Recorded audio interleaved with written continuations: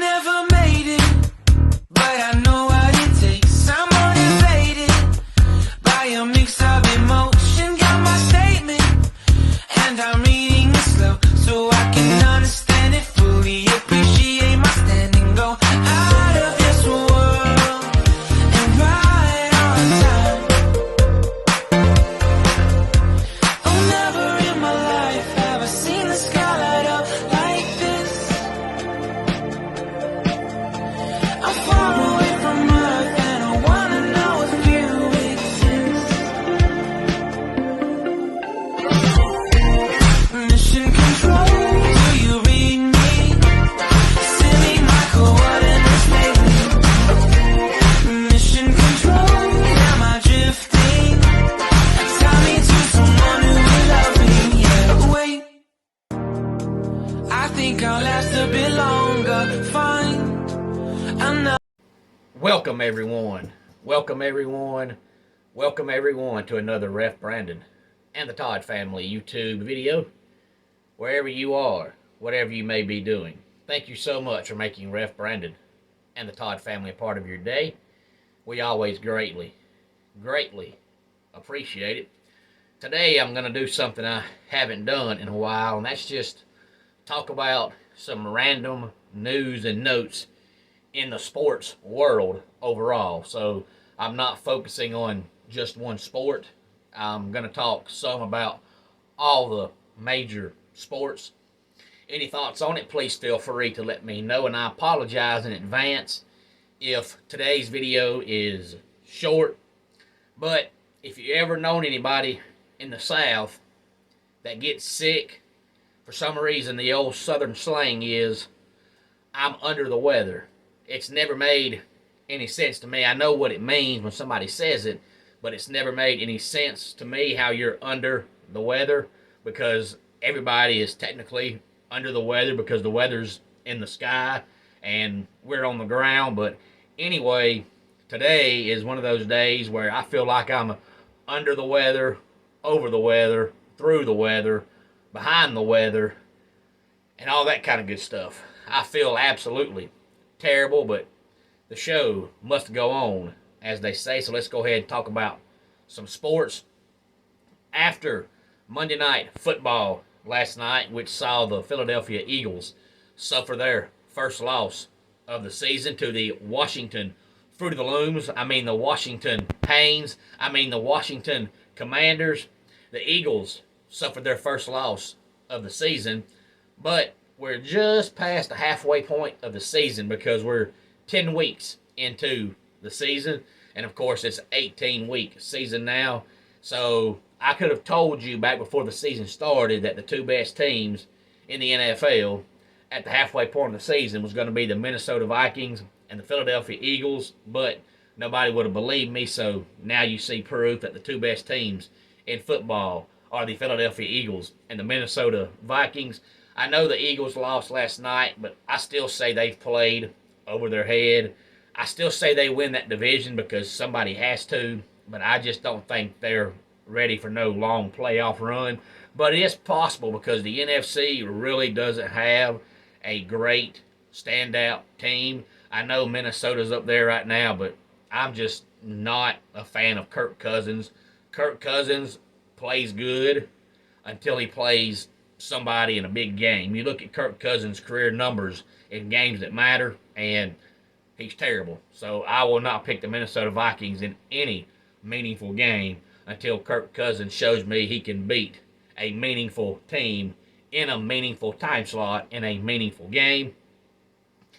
And what will the new playoff poll look like? Of course, the new college football playoff poll comes out tonight. We saw the AP poll on Sunday. Generally, most of the time, the polls are pretty similar. Last week, both polls had the same exact top five in the same exact order. It might happen again tonight. We'll find out, but tonight we won't find out until 9 o'clock because now that it is college basketball season, there's a college basketball game at 7 o'clock and a college basketball game at 9:30, and sandwiched in between is the 9 o'clock p.m. Eastern Time sharp revealing of the new college football playoff poll. And LeBron James continues to show that he is just Mike Krzyzewski in player form. If you followed college basketball for a long period of time when Mike Krzyzewski was coaching Duke, he coached for about 975 years, but the only time he ever got sick or had to have surgery was when Duke was struggling. The first time Duke lost 3 or 4 games in a row, Mike Krzyzewski was always sick because he did not want to be on the sidelines while they were playing like doo-doo. So he would always get sick or have to have some kind of off-the-wall, unheard-of surgery, and then as soon as Duke started playing better, he returned. Well, now LeBron James does it because this is about the 975th time in the last 2 years that the Lakers have hit a losing streak. And as soon as that losing streak comes, LeBron James all of a sudden is hurt. And the reason why he does it is because he put this team together. The Lakers are a team put together by LeBron James because for some stupid reason, even though he put the Cavaliers together his last time there and they were terrible, for some reason the Lakers let him do it all over again, and he's ran them in the ground. They suck. He don't want to be questioned about it, so when they start struggling, oh, I'm hurt. I don't feel good. Something's wrong with me. But I guarantee if the Lakers start playing good again, he'll be back, and he'll be fine. And the NBA right now, most teams have played somewhere between 12 and 16 games. We're going to talk about the top 8 right now in both conferences. Now, this was going into last night's games.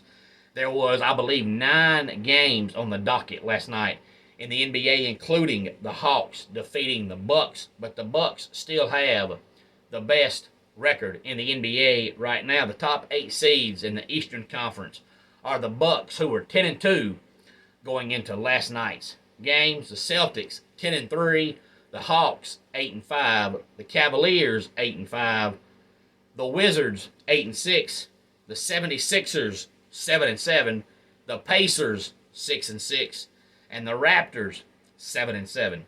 And over on the Western Conference, we have the Portland Trailblazers at the top with a 9-4 record, followed by the Nuggets, who are also 9-4, the Suns 8-4, the Jazz 10-5, the Grizzlies 9-5, the Mavericks 7-5, the Pelicans 7-6, and the Clippers right now have the 8th seed in the Western Conference with a record of 7 wins and 6 losses.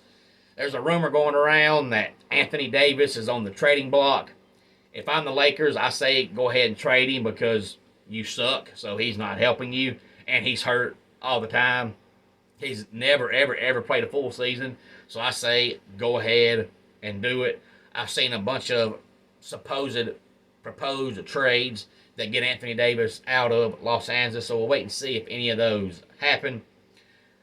The Braves have pretty much announced in a roundabout way that unless Dansby Swanson agrees to take less money, he will not be back with the Braves. And the Dodgers came out and said that other shortstops like Trey Turner, who played for the Dodgers, and Carlos Correa are on the market, and they consider Dansby Swanson to be a backup to Trey Turner and Carlos Correa. The Braves offered him $100 million. He turned it down because he wants a longer contract. I don't blame the Braves for only giving him 4 or 5 years because, first of all, he's not worth $20 million a year. But second of all, he'll be 29 in February, and shortstop is the fastest position on the field. So usually by the time you get 32, 33 years old, you start slowing down. You don't want Dansby out there playing shortstop at 35, 36, 37 years old. So unless he agrees to take a pay cut or take a shorter contract or doesn't want to sign with some no-name team, he will not be back with the Braves. I think the Braves are going to start next season with Vaughn Grissom as their opening day shortstop. I know the Cubs want Dansby Swanson, and they would pay him whatever he wanted, but the Cubs are an absolute joke.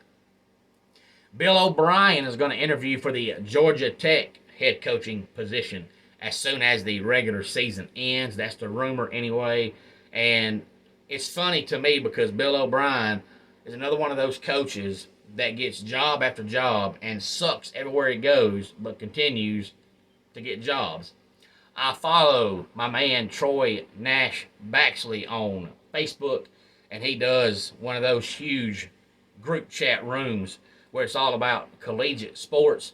And we were having a discussion yesterday on Jimbo Fisher and how much of a joke Jimbo Fisher is. We all know by now he's an absolute joke. They're not even going to make a bowl game this year. And I told him that more than likely Jimbo Fisher is going to get fired sometime next season by the Aggies, and within 2 years he'll get hired by some other school. I don't know who it'll be, but he'll get hired by somebody. I don't understand why these schools, whether it's collegiate or franchises in professional sports, hire these recyclable coaches that have been all over and sucked everywhere they go, but yet they keep hiring them. It reminds you kind of like when you're in a regular, everyday job field, no matter what your job is, you see these kids that are 16, 17 years old, still in high school, looking for a job, but everywhere they go, wherever it is, they tell them, well, we can't hire you because you have no experience. Well, how can a high schooler get any experience until they find a job? So instead of these companies hiring these high schoolers with no experience, they hire somebody that's 35, 40 years old that has a track record of 975 jobs in 10 years, and they hire them, well, because they've got experience. Makes no sense. Me personally, I would rather hire somebody that has no experience, that hasn't yet proven to me that they suck, than go out and hire somebody that's proven to me time and time again they suck. There's already a rumor going around that whenever the Arizona Cardinals fire Cliff Kingsbury, he's going to immediately get a job back in the college game somewhere. Why? He sucked at Texas Tech, and the Cardinals keep getting worse every year. So what in your brain tells you, oh, you know who we're going to hire? Cliff Kingsbury. That man's a winner right there. Does not make any sense at all to me why you hire a coach that's already proven he sucks to come to your school and suck all over again and then complain when you overpay the guy and your program is in the ditch. Every year Jimbo Fisher was at Florida State, that program got worse and worse and worse. And yet A&M still hired him. And every year he's been at Texas A&M, they have gotten worse and worse and worse. Jimbo Fisher is good as long as his team is playing good and not facing any adversity. But as soon as that man faces adversity, he has no idea what to do. And instead of it stopping right here, it goes straight into the toilet. And the rumor is that Deion Sanders might be the next head coach at West Virginia. And I think that makes sense because he doesn't have any ties to that program. But you got to think about West Virginia being in the Big 12, and every team they play is 1,000 miles away. So West Virginia pretty much has no ties to anybody in the Big 12. So for them to go out and hire a coach that has no ties to that school, it really wouldn't matter. So don't be surprised to see Deion Sanders' name come up in the West Virginia coaching search if and when they fire Neil Brown. They beat Oklahoma on Saturday, but they're still 4-6 on the season, and they were expected to win 7 or 8 games. They're definitely not going to get there. They're going to have to win their last 2 games just to finish 6-6 on the season. Any thoughts on any of this? Please feel free to let me know. Let's go ahead and get our dad joke of the day in here. What did the mama cow say to the calf? It's past your bedtime. And that wraps it up for today's Ref Brandon and the Todd Family YouTube video. Until next time, it's Ref Brandon saying, just like in pro wrestling, life can be over by the count of 3. Tell your friends and family how much you love them. Bye.